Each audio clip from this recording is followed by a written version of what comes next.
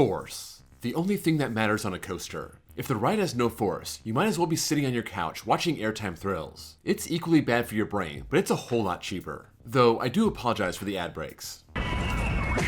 Six Flags! More flags! More fun! Force is such a fundamental aspect of a coaster. When you have nothing else to theme your coaster, just go with force. You can't go wrong. There are 19 coasters that got lazy with their theming, and today I'm forcing you to go around the world with me so we can catch them all.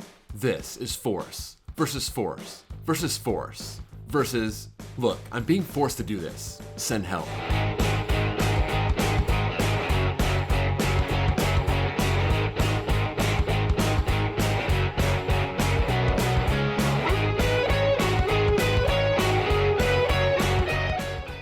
First, I had a ton of people suggest Force vs. Force, but thanks to Dr. Austin the Wizard for being the first one. Also thanks to Coaster Thunder for submitting the best title. 19 coasters shoved the word Force into their name, but 2 of them are now Force-free. One of those is Magnum Force at Flamingo Land. This Schwarzkopf looper had a ton of different locations all around the world, but when it moved to England, it thought it was James Bond or something, and named itself Magnum Force. I say, Magnum has enough of his own force. It doesn't need any from you, Schwarzkopf.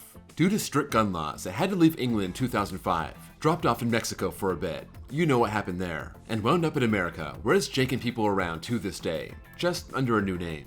The other one is one I wish I could force myself to forget. Z-Force at Six Flags Great America in Over, Georgia. This intimate space diver was meant to force your head right through your horse collar. After torturing people in Illinois, it moved to Georgia to find more victims, and finally ended up in the witness protection, moving to California, assuming a new identity, flashback, and it promised to clean up its act but went right back to a life of crime. Six Flags finally locking it up in 2003 and putting it to death in 2007. Number 17, Star Force Orbiter at Tomfoolery's Adventure Park in Texas. First off, never trust a park called Tomfoolery's. Anything you fall for is on you with a name like that. The theming of this coaster is quite commendable. You've got like the moon and stuff on the walls. The trains are shaped like airplanes, but the trains are actually taller than the coaster itself, and I'm not even joking. This SPF microcoaster is like 4 feet tall, and it's themed to being launched into space. Tomfoolery indeed. Number 16, Junior Red Force at Ferrariland in Spain.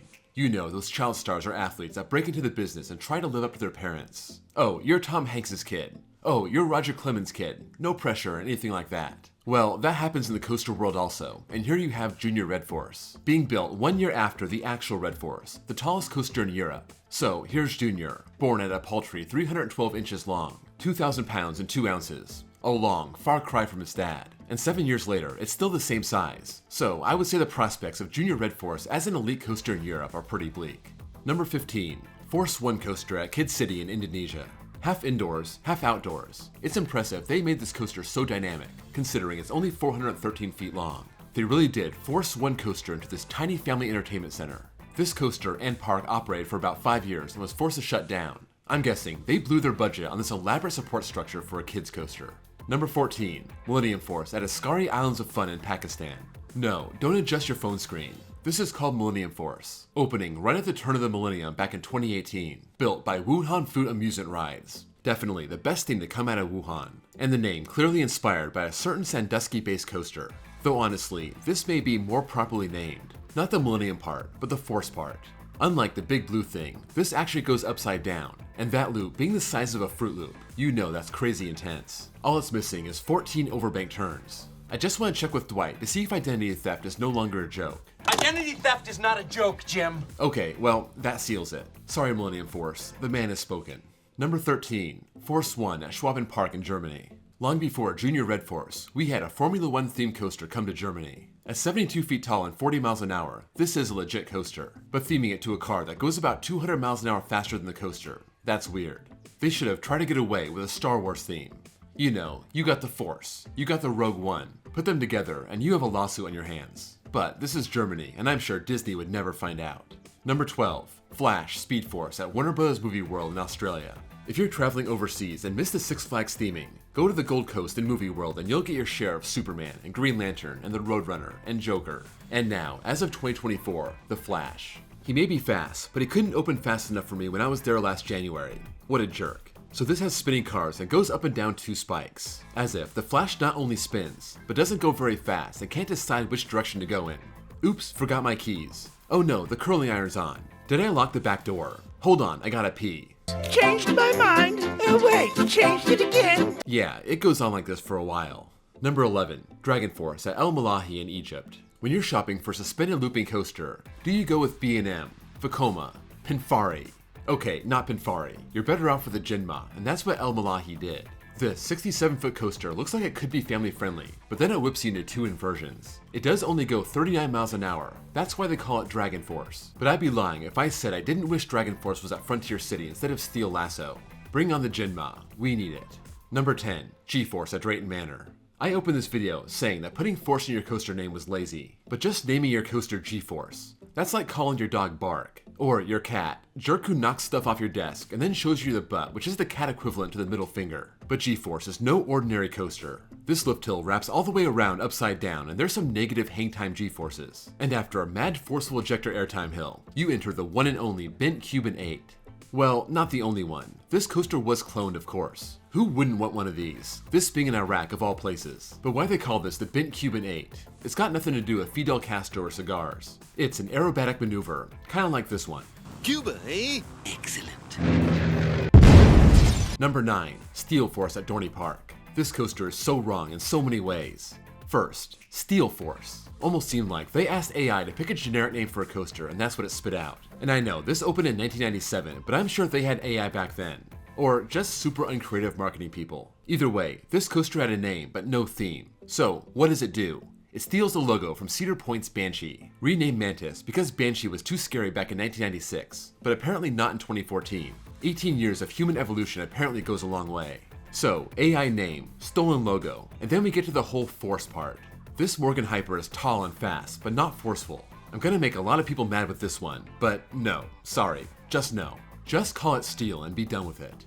Number 8, Avengers Assemble Flight Force at Disneyland Paris. Opening in 2002 is Rock and Roller Coaster featuring Aerosmith. Disney had to know that theming a coaster to a band that was popular back in the 70s wasn't a good long-term plan.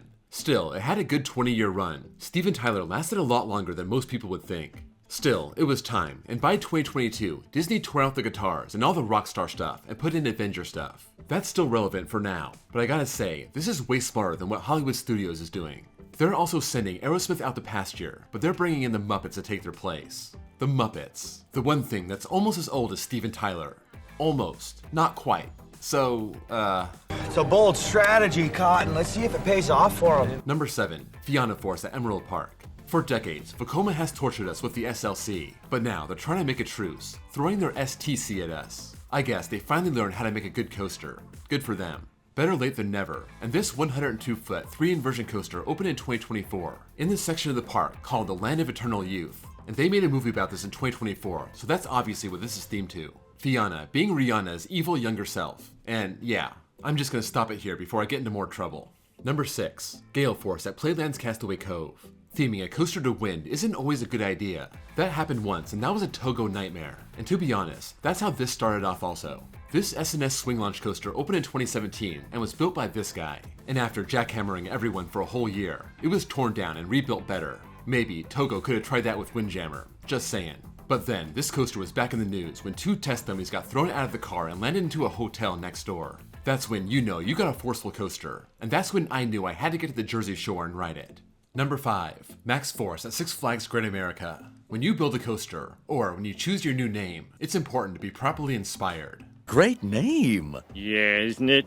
I got it off a hairdryer. This coaster uses air to launch from 0 to 78 in 1.8 seconds. You might think it's got a faster acceleration than Stealth at Thorpe Park, but it doesn't. And if you say it does, you're gonna have dozens of angry Brits in your DMs. Trust me, I know. Don't make that mistake. So, even despite the second unnecessary X in the name, it plays second fiddle. That launch does indeed have max force. After that, not so much. Even the so-called max dive loop is just a dive loop. But still, it's a fun ride. So, if you get to Great America, ride Max Force before it changes to its alternate name, Max Downtime.